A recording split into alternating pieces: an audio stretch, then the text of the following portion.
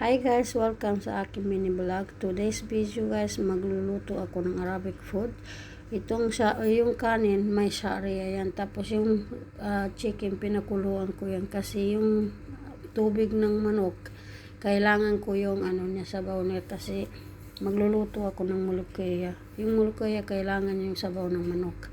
Tapos pinarito ko naman yung manok at saka yung may kubos din ako dyan. So, intro lang muna ito guys, okay?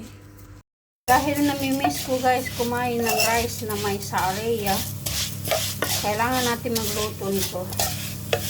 Masarap kasi ito guys. Ewan ko lang kung anong tawag sa atin yung ganitong sharia. O sa basta. Ayan guys, pag maganda na yung pagka-brown guys, ilalagay na natin yung ating rice na hinugasan. Yan.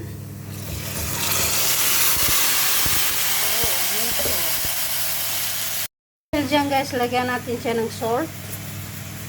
Ayan. Salt is life. Tapos lagyan natin siya ng tubig. Ayan. Aray, ang init. Grabe. Ganyan na po yung itsura ng ating kanin guys. Tingnan nyo ganyan. Diba? So, yummy pag meron na tayong molokhaya. Kasi kaya ako niluto to guys kasi gusto ko kumain ng molokhaya with chicken fried. Guys, nagpakulo ako ng tubig dito para naman sa manok na papakuluan natin para ito yung ulam natin. Ayun. Ayan. Ganyan. Pakukuluin natin yan para yung sabaw na ilagay natin yan sa molokhaya. Ito yung ating molokhaya guys. Ang hindi nakakaalam sa anong ibig sabihin ng molokhaya, ibig sabihin saluyot sa atin. Sa Arabic, molokhaya. Frozen. Sa atin, fresh. Okay guys, magkagawa na tayo ng molokhaya. Ilalagay ko na dyan. Ginisa ko pala yung ating bawang. Iba hindi na ginigisa, pero ginisa ko para naman masarap. 2 packet pala ang ginawa ko dito. Nilagay ko 2 packet ng molokhaya. Molokhaya is saluyot, pero ito frozen. Inano siya ng maliliit na masarap ito guys.